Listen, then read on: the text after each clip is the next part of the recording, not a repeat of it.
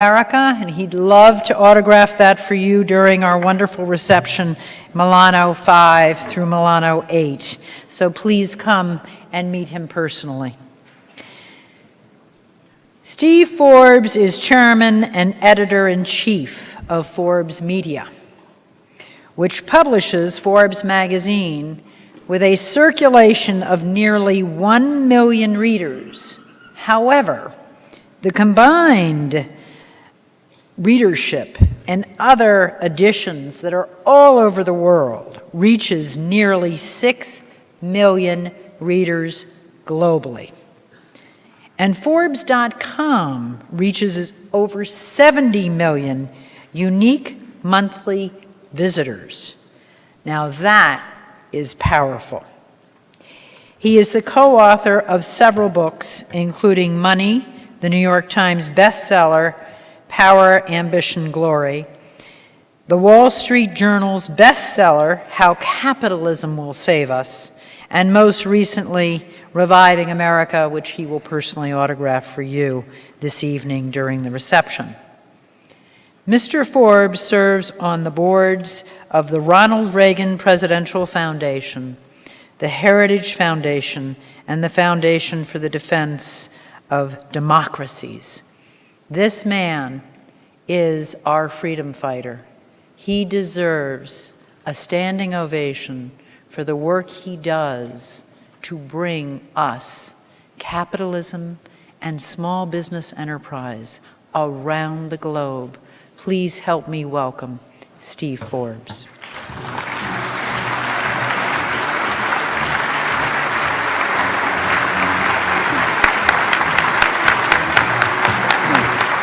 Thank you.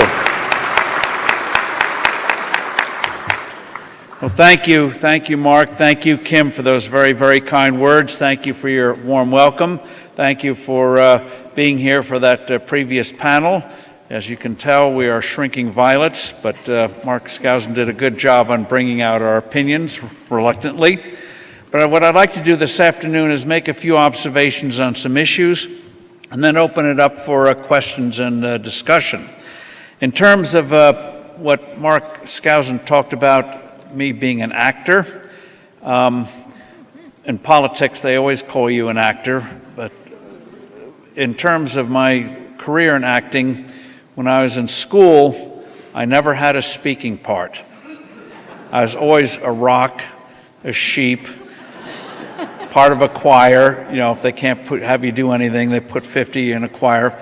And so when 20 years ago I was asked to co-host Saturday Night Live, even though they're supposedly liberal, I leapt at it. And fortunately I kept my day job. The show went well. But in terms of Freedom Fest, my acting ability is limited. I think I've been in 2 productions there. You saw me in one where the costume was better than the lines. And you know, George Washington had wooden teeth, so he couldn't speak very well, so I used that as my excuse. And in terms of doing it this year on the dance thing, as my wife will tell you, I can't. And my version of it is such that, thankfully, there's tort reform at Freedom Fest, so no lawsuits are allowed.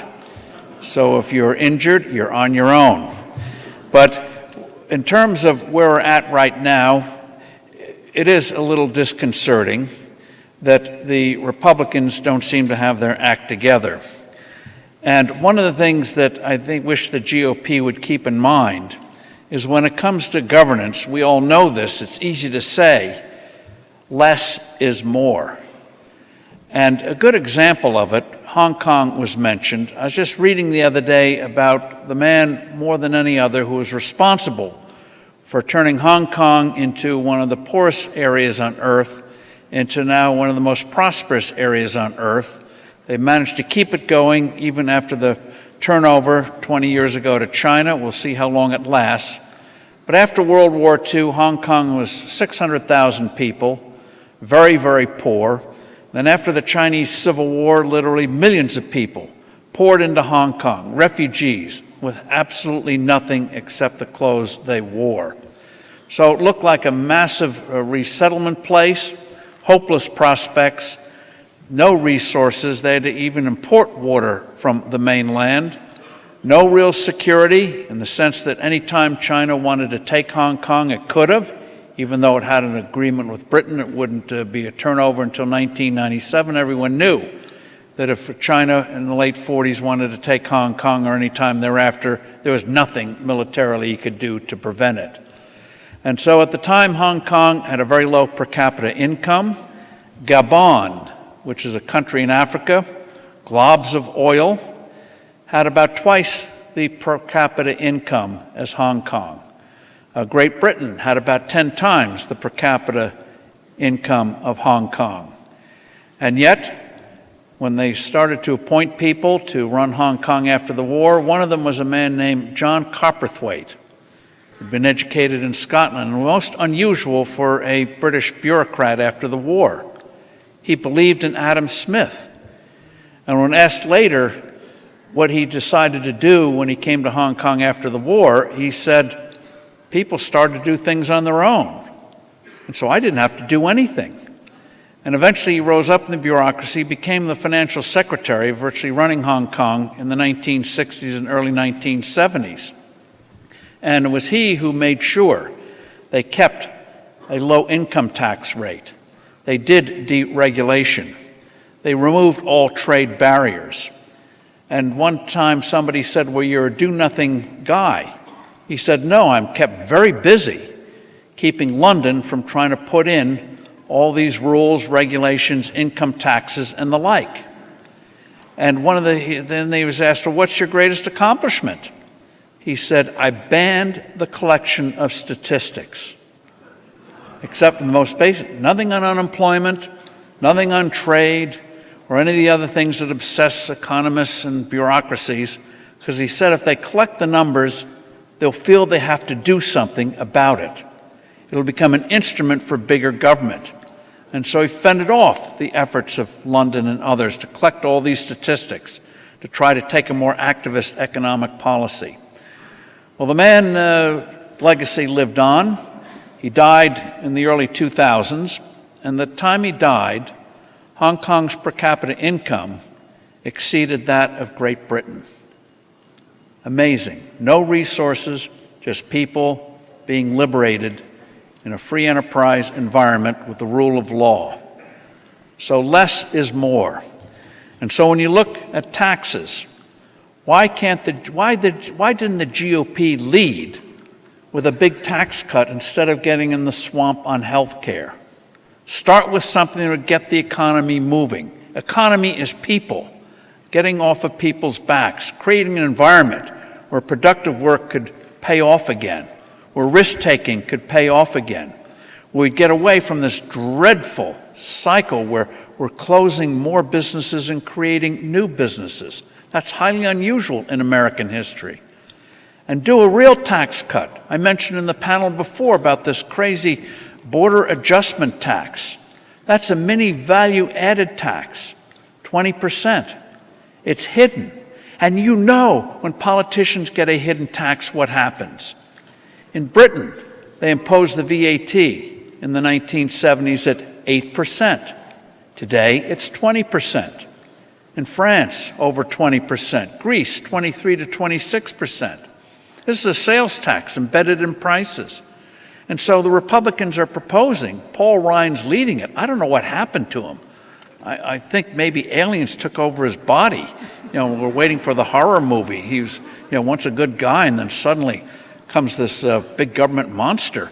And he's a nice guy, I'm sure, but he is actually. But something's gone wrong here, where they propose an instrument where when the Democrats come back into power, and someday they will, they have a perfect instrument to grow big government. Look at Europe. Amazingly, even in the 1950s, even after Europe recovered its pre-war level of economic production, its growth rates were almost that comparable with the United States in the 50s, 60s, and early 70s. Their governments were bigger than those of the United States proportionately, but not too much bigger. But then in the 70s, the lines diverged. Europe's growth rates plummeted compared to that of the the growth rate in the United States. Government grew more rapidly than in the United States. What happened? One of the biggest things that happened was this so-called value-added tax. So easy to raise, such a revenue gusher, so hard to avoid. And so you look what happened in Europe, stagnation. And so the Republicans are saying, well, these other countries, they give the VAT back at the border, and so therefore we should do the same thing. So because they do dumb things, we should do dumb things. It's very weird, their rationale. And so if you see a representative from the GOP, Democrats are hopeless, but if you see a representative from the GOP, tell them, if you vote for the bat, this crazy bat, you know, bats sometimes get rabies, but this is a rabid bat, that you're going to support a primary opponent. You weren't put in there to put in an instrument, whatever your motives were short term so we can cut other taxes. You're putting in an instrument for big government, just as Europe has done and most countries around the world have done. Tell them, you do that, it's over. No excuses. So they should push for a big tax cut. The reason I think it'll happen goes to an aphorism of Samuel Johnson, the man who invented the modern English dictionary. He wrote a lot of stuff in the 1700s. Boswell wrote a great biography. And one of the things Johnson said was once, the prospect of a hanging focuses the mind wonderfully. The prospect of a political hanging, I think, will eventually focus the Republicans' minds wonderfully. If they don't get this economy really revved up, they're going to face the political gallows next year. The Democrats are roused up. Their base is roused up. Whatever you think of the far left, they are going to come out and vote. They're going to come out and work. They are really revved up. Our side is completely demoralized. And so you know what's going to happen next year. Democrats can get the House of Representatives very easily. A lot of vulnerable seats. So I think they'll eventually come to their senses. No more BAT, get a real tax cut, make it retroactive. Even if they pass it in late summer, early fall, make it retroactive to January 1st. Now they'll say, oh, that'll hurt the deficit. I'll tell you what'll hurt the deficit and hurt the country is if the wrong side gets back in and puts in anti-growth policies. This is an anti-deficit thing. The only way you're going to cope with the deficit is if you have a revived economy and people are in a mind to do real reforms.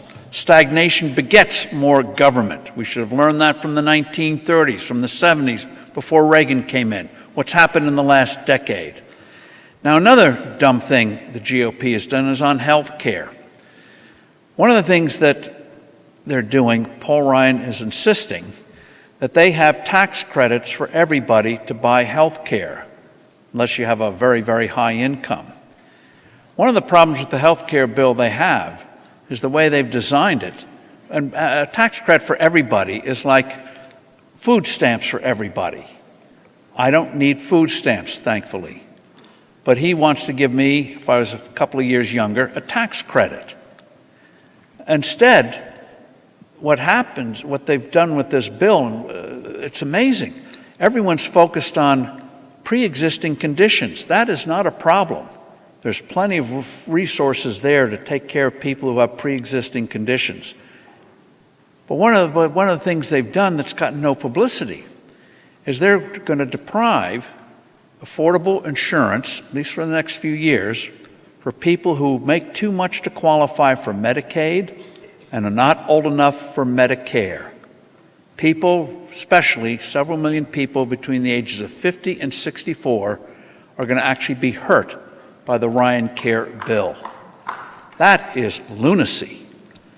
Absolutely. So why not make it means tested? If you're going to help somebody out, help people who need it. Don't give it to people like me, much as you might like me, or to Kim, wonderful Kim. Do it for people who need it. Yet they insist on this tax credit for everybody. You know the Democrats are just waiting to pounce on that. And on this border tax, you know what else they're combining it with? A huge tax break for big companies like Boeing and GE who are exporters. Now I can see the ad on this one. As I mentioned in the previous panel, this 20% sales tax is going to increase the price of a car $2,500, going to increase the price of gasoline for millions of motors by 30 cents a gallon, increase the prices of basics in Walmart and Kmart and Target and other stores for working families. But you know what they do for companies like Boeing? Boeing the other day announced a $3 billion deal to sell planes to Iran, the mullahs in Iran. That $3 billion will be tax-free. Now you can see the ads. Higher prices for working families, tax breaks for terrorists. This is coming from Republicans. It's crazy. So fight them on it. So let's hit quickly taxes and health care. As I've explained before, but we got to get that message out there. The problem with this, why do we have a health care crisis? And people say, people like you, Steve Forbes, are getting older, you want more health care services, therefore prices go up and we have a crisis because of a lack of affordability. But just step back for a moment and ask ourselves, why is it that demand for health care is a crisis and a problem, and demand for anything else in this economy is considered an opportunity? People want more gaming. A lot of people in this town glad to help you out. You want more cars. Manufacturers in Detroit and elsewhere glad to come to your assistance. You want more apps.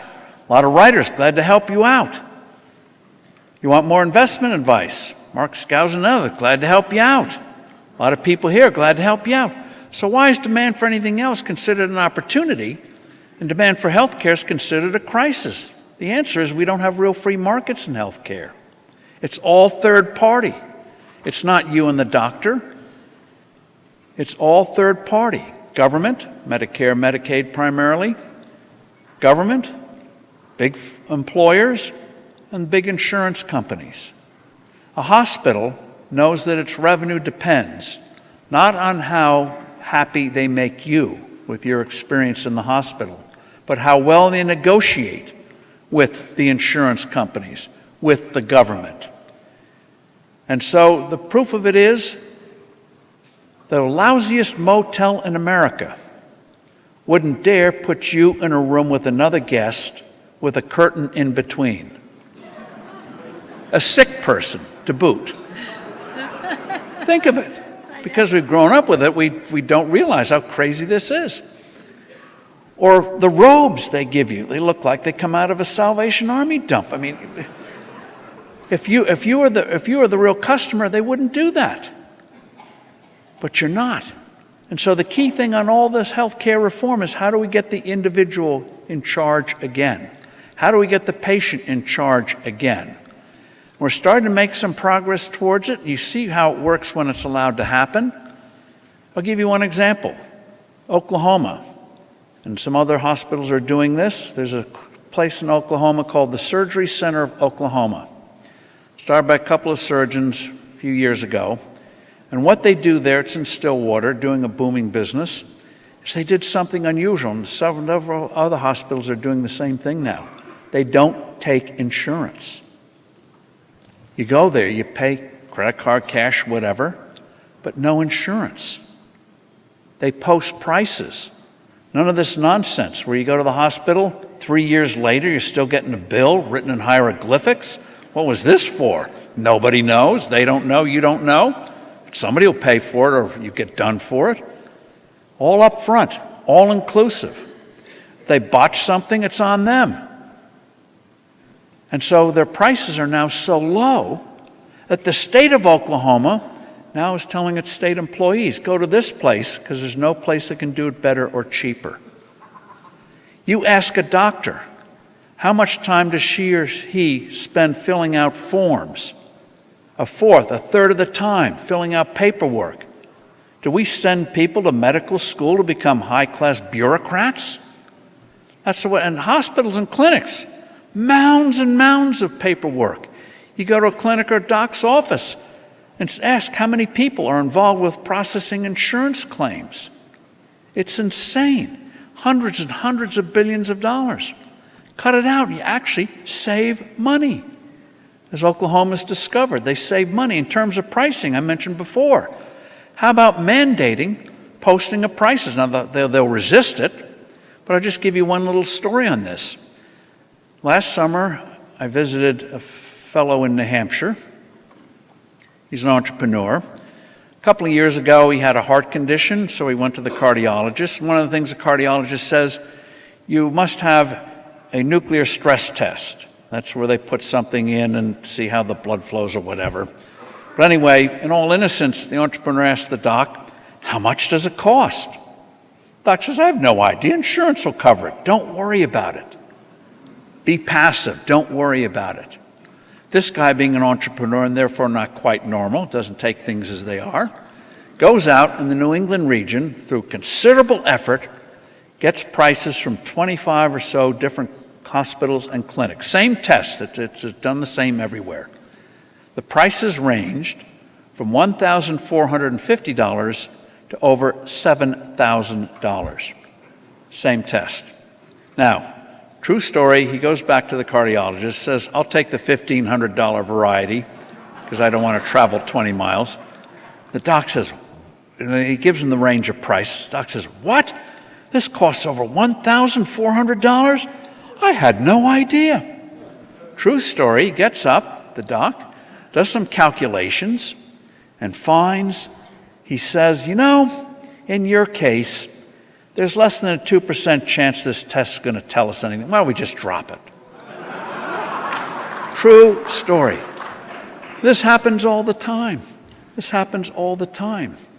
And so we have a system where instead of getting productivity and more, one of the things about free markets, never forget, if free markets are allowed to operate, they always turn scarcity into abundance.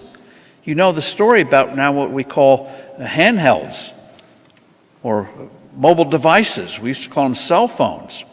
First one, 35 years ago from Motorola, voice only, big as a shoebox, weighed like a brick, 40-minute battery life, $3,995. I guarantee you, if Al Gore and others had said, everyone must have one of these instruments, today they'd still be as big as a shoebox. They'd now cost $9,995, and we'd be railing against the profiteers like Motorola and others who make them. Instead now there's, around the world, 7 billion. Many of them are giveaways. Even if you pay for one, soon they're going to have a smart device, literally a computer in your hand, less than $100. Extraordinary. You can do the same thing in healthcare, more for less, and more effective safety nets, focusing on those who really need the help, and cheaper healthcare, better experience. And closing on this, keep in mind that healthcare is not free, even though we're led to believe it is in many respects. Employers provide it, government provides it, Medicare provides it. Do you realize that if somebody did this a couple of years ago, add it up. If you add up over your lifetime what you spend on health care, direct expenses like co-pays and deductibles and the like, taxes you pay for Medicaid on the state level, Medicaid on the federal level, taxes you pay for Medicare when you're working, and the wages you've lost, because where do employers get the money to pay for that health insurance? They do it in kind instead of cash. Without you even knowing it, during your lifetime, you'll have spent, without you even realizing it, over $1.5 million on health care. For couples, $2.5 million, and we don't even know it. Out of our pockets, one way or the other. That's why we need real reform. Patients in charge, effective safety nets instead of the hodgepodge system we have today, and turn scarcity into abundance like we do with everything else. They say healthcare is different. Everything is different. Autos are different from purses or shoes. Everything is different. But the principles of free markets are not. People say, well, you can't negotiate a price in an ambulance. Well, you don't negotiate a price when your house is on fire. You already have the insurance. Hello? So that's where the Republicans should go. So the checklist on this bill. Now, get rid of the individual mandate, employer mandate. See how far they go in allowing you to choose a health care policy you want. For example, I don't need reproductive services, pregnancy services. Not likely. I shouldn't have to buy it. You should buy your own particular needs. And also, pricing transparency. As I mentioned earlier, having hospitals post how many patients die of infections received after they're admitted to the hospital. Basic things like that, tort reform and the like. More and more patient control, and we will get the best of all worlds. And it's already starting to happen, and we just got to remove the barriers. Acute care centers. You know, right now, if something, you have flu or something, go to one of these places if your states have them, allow them. Anytime, Saturday, Sunday. If you have something more serious, then they send you to the hospital. Otherwise, you go in there, pay, boom, done. Don't have to make an appointment. And one little closing thing on that, you know, flu. We always are told, get your flu shots, get your flu shots. Now you can get them anywhere. You can get them at airports, get them at drugstores. Once upon a time, if you wanted a flu shot, you had to go to a doctor, make an appointment, big deal. Now if you go to the gas station, you know, say, fill her up, give me through the window, do the flu shot, 20, 30, 40 bucks, and you're done with it. You're going to see more and more of this, more and more of this. And in closing, then I'll hit quickly in tax and we'll do Q&A. MBI. Mammograms are supposed to detect early breast cancer. If you have dense tissue, mammograms are not very good at detecting early breast cancer.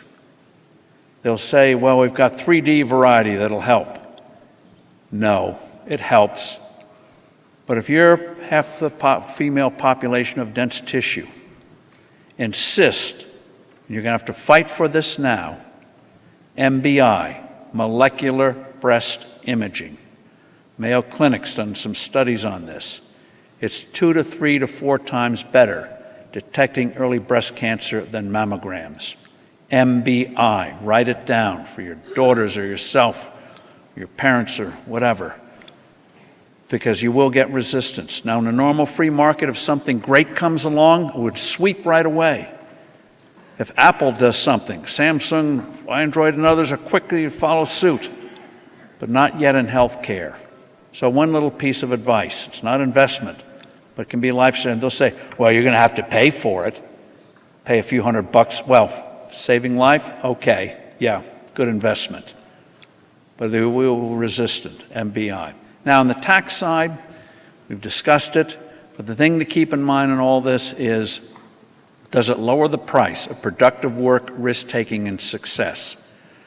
What Trump and the Republicans are talking about, moving in the right direction, especially on the corporate side, getting it down to 15, making it applicable to small businesses, pass-throughs, and the like, removing taxes and overseas earnings so we get all that money to productive use. And I hope they do more on the individual side, slashing those rates. We're not going to get a flat tax yet, but one of the things we showed, let's take something interim now, but press your representatives in the future on a simplified flat tax. Remember Hong Kong. What happens when you can focus all that money, all that mind, all those hours on something productive, how much better our lives would be, how corrupt this code is. Don't let them push you off and say, well, I'm in favor of a simpler and fairer tax. We'll take that this year. But in the future, no. We want the real thing. A free people demands the opportunity to do taxes simply and not finance a corrupt political class that takes your money away and then says, I'll give it back to you in the form of this credit or that credit if you vote for me in the next election. No more, guys. No more political equivalent of 3-card Monty. We're going to want honesty. If you can't do it, you're going to have an opportunity to find other employment opportunities like becoming Uber drivers. So the bottom line in all of this is, we have a unique opportunity. But we're going to have to pressure our people, our representatives, because they're not going to do it on their own. But that's the nice thing about a free people. We saw it in the 1770s, even the late 1760s. And by golly, just imagine for a moment that Sir John Copperthwaite had been in the place of George III back in the 1770s when they said, we need more money, let's tax the colonies. Copperthwaite said, no. Imagine if he had prevented taxation here. London would be a nice province of the United States instead of we having to break away from them. So don't be pessimistic. Fight them back. Thank you very much.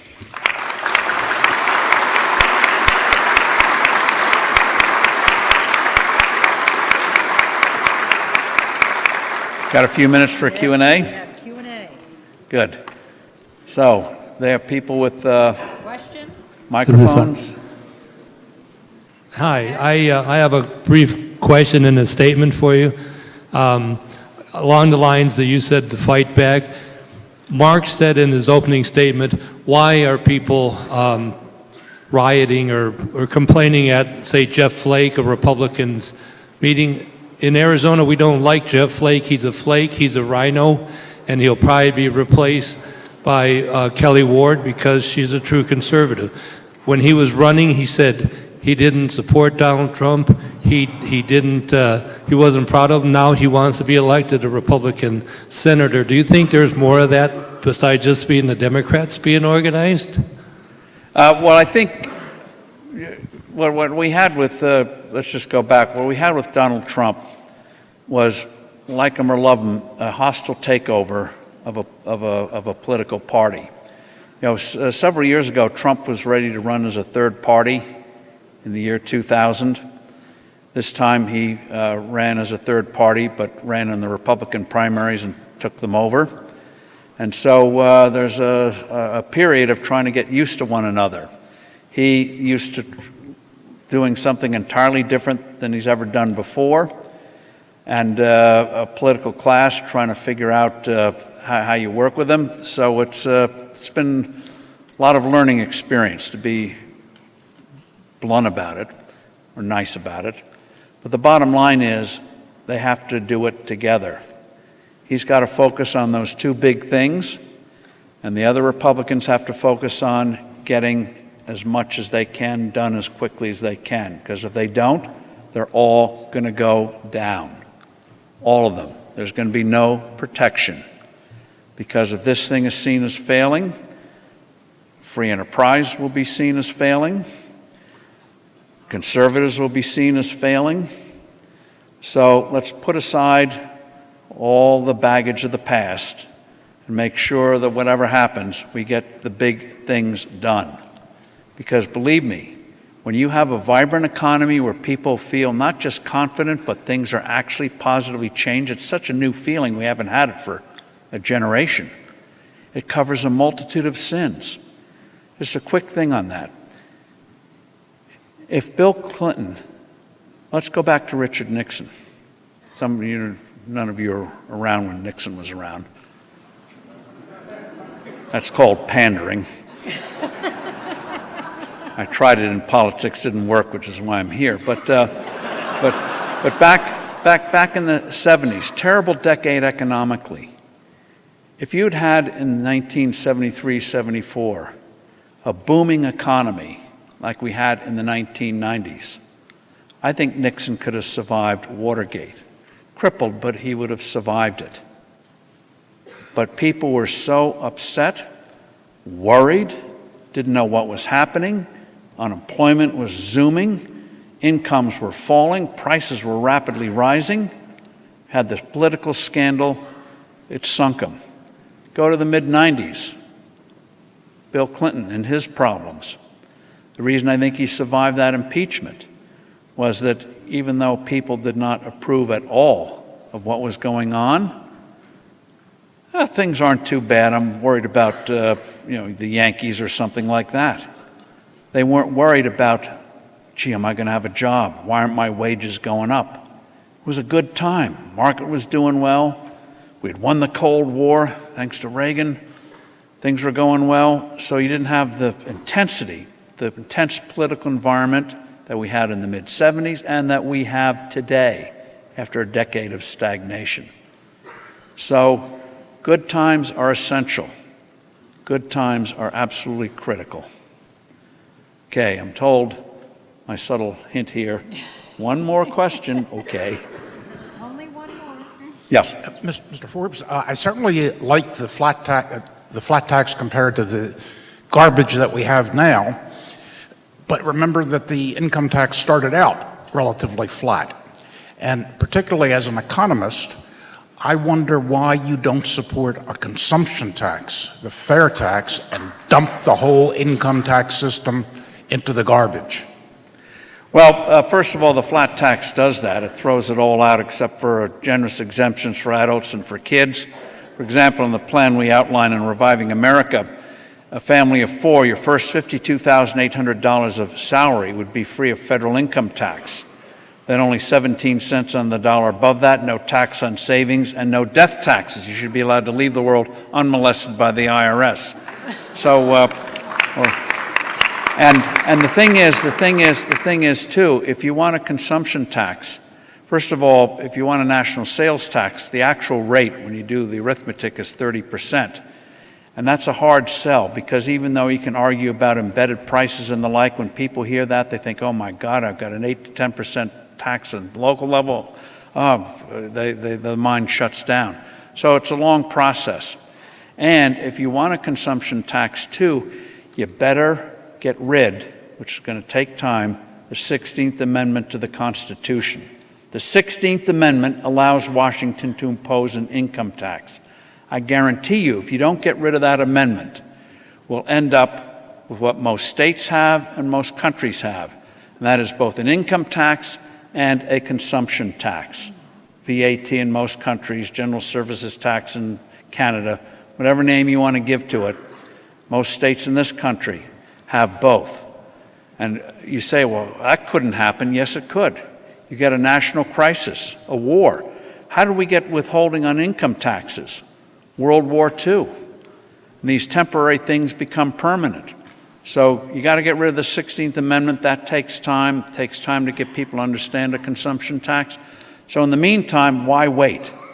Let's do the flat tax now. If you have something better, we can do that. But let's not stick with what we have now, which is just a dead weight and a political, talk about a fetid swamp for special interests, is the federal income tax code. Well, thank you very much, and thank you for your kindness and patience.